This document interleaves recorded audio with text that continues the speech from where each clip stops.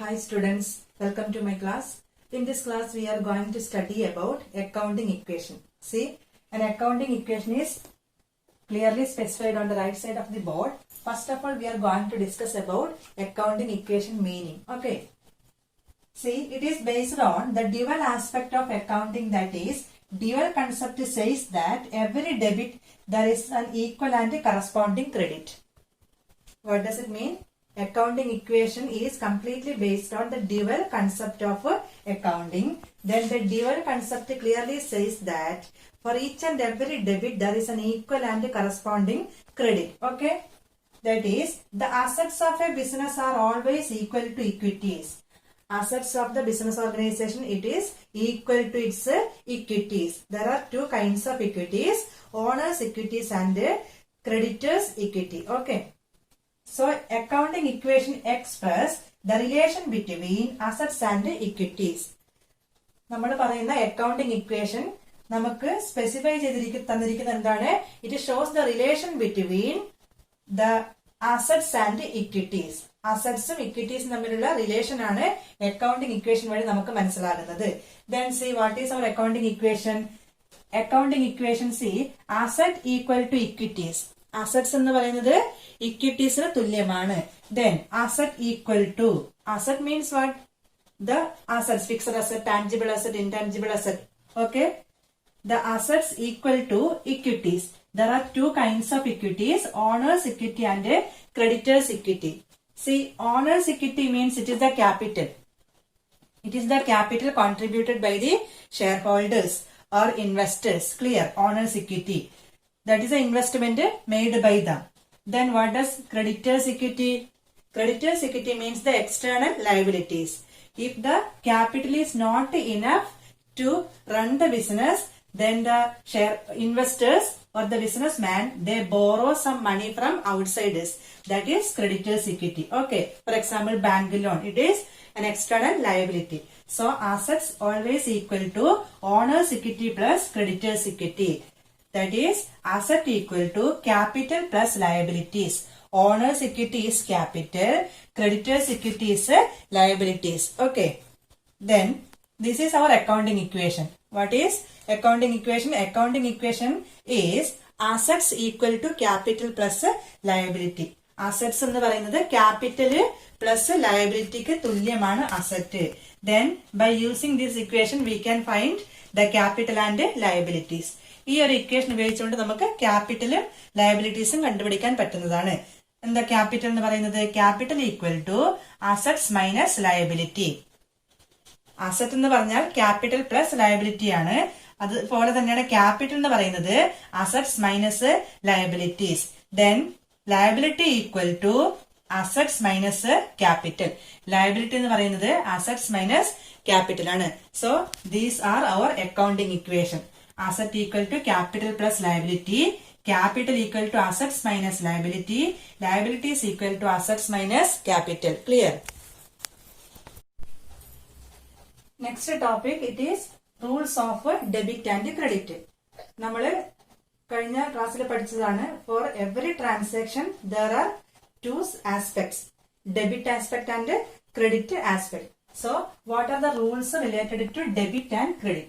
See, there are traditional rules and modern rules. There are traditional rules and modern rules. What about our traditional rules? First of all, according to traditional rules, there are three accounts: real account, personal account and nominal accounts. So, real account, the rule related to real account is debit what comes in, credit what goes out.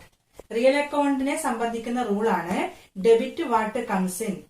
ബിസിനസ്സിനകത്തേക്ക് വരുന്നതിന് debit ചെയ്യുക, then ബിസിനസ്സിൽ നിന്നും പോകുന്നതിന് credit ചെയ്യുക. Credit what goes out. Okay. Then second one personal account. Personal account rule debit the receiver, credit the giver. Debit the receiver and credit the giver. Receive ചെയ്യുന്ന ആൾക്കാരെ debit ചെയ്യുക, then നൽകുന്ന ആള് giver ആരാണോ അവര് credit നൽകുക. Then third one nominal account. Nominal account rule is debit all expenses and losses, credit all incomes and gains. Nominal account പറയുന്നത് നമുക്കറിയാം നോമിനൽ അക്കൗണ്ട് എന്ന് പറയുന്നത് it is an account mainly related to income gains etcetera. So the rule is debit all expenses and losses. എല്ലാ എക്സ്പെൻസിനും ലോസിനും debit balance ആണ്. Then credit all incomes and gains. എപ്പോഴും നേട്ടങ്ങൾക്ക് അതുപോലെ പ്രോഫിറ്റ്, ഇൻകം, റവന്യൂ ഇതിനൊക്കെ ക്രെഡിറ്റ് ബാലൻസ് ആണ്. So these are the traditional rules. These rules are called the golden rules. They are golden rules. So rules of debit and credit le traditional rules ne nammal endu parayunnathu golden rules ennu parayunnathu. Clear? Next modern rules ആണ്. നോക്കാം modern rules. According to modern rules there are 5 types of accounts: assets, liabilities, capital, then expenses and revenues. Okay, നമുക്ക് ആദ്യം മൂന്നെണ്ണം നോക്കാം. assets, liabilities, capital. See, assets normal balance is debit. assets എപ്പോഴും debit balance ആണ്. then increase in asset debit, decrease in asset credit. That is the rule. Okay, assets account usually have debit balance, normal balance debit balance ആണ്. then increase in asset increase ഉണ്ടായി കഴിഞ്ഞാൽ asset കൂടുകയാണെങ്കിൽ അപ്പോഴും debit balance തന്നെയാണ്. then decrease in asset credit, asset കുറയുന്ന സമയത്ത് asset balance കുറയുന്ന സമയത്ത് credit ആണ്. okay, then liability, second one liability, just opposite of asset അക്കൗണ്ടിന് നേരെ ഓപ്പോസിറ്റ് ആണ് ലയബിലിറ്റീസ് അക്കൗണ്ടിന് വരുന്നത്. Liabilities accounts normal balance credit. Liabilities ബാധ്യതകളാണ്, നോർമൽ ബാലൻസ് എന്താണ്? Credit.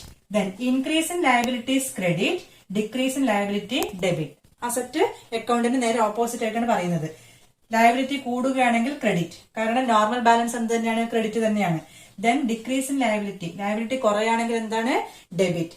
then third one capital means owners equity. okay, then normal balance it is credit. ലയബിലിറ്റീസിന് എന്താണോ rule അത് തന്നെയാണ് ക്യാപിറ്റലിന്. Okay, capital it is owner's equities. Okay, normal balance credit, then increase in capital credit, decrease in capital debit. Capital കൂടിക്കഴിഞ്ഞാൽ credit ആണ്, capital കുറയുന്ന സമയത്ത് debit balance. Okay, next fourth expense account ആണ്. അപ്പം 3 അക്കൗണ്ട്സ് പഠിച്ചു കഴിഞ്ഞു. then fourth expense account. Expense account they have normal balance debit balance. okay, എക്സ്പെൻസിന് എപ്പോഴും നോർമൽ ബാലൻസ് ഡെബിറ്റ് ആണ്. അതുകൊണ്ട് തന്നെ എന്തായിരിക്കും? Increase in expense debit, decrease in expense credit. Expense കൂടുകയാണെങ്കിൽ ഡെബിറ്റ് ആണ്. ഫോർ എക്സാമ്പിൾ സാലറി, വേജ് ഇതിനൊക്കെ ഡെബിറ്റ് ബാലൻസ് ആണ്. then decrease in expense credit. Expense കുറയുമ്പോഴാണ് എന്ത് കൊടുക്കുന്നത്? നമ്മൾ ക്രെഡിറ്റ് ബാലൻസ് കൊടുക്കുന്നത്. Okay, then the final one revenue, income, gain, profit. okay, revenues normal balance credit. okay, normal balance എന്താണ്? Credit ആണ്. So increase in revenue എന്ത് തന്നെയായിരിക്കും? ക്രെഡിറ്റ് ആയിരിക്കും. Decrease in revenue debit. Okay, so these are the modern rules: assets, liabilities, capital, expenses and revenues. Okay, അപ്പോ നമ്മൾ ഇന്ന് പഠിച്ചത് accounting equation, rules of debit and credit, traditional rules and modern rules. അപ്പൊ ഇന്നത്തെ ഈ class നിങ്ങൾക്ക് മനസ്സിലായെന്ന് വിചാരിക്കുന്നു. നിങ്ങൾ ആദ്യമായിട്ടാണ് എന്റെ വീഡിയോ കാണുന്നതെങ്കിൽ തീർച്ചയായും സബ്സ്ക്രൈബ് ചെയ്യുക. ദെൻ പുതിയൊരു ടോപ്പിക്കുമായി നമുക്ക് അടുത്ത വീഡിയോയിലൂടെ കാണാം.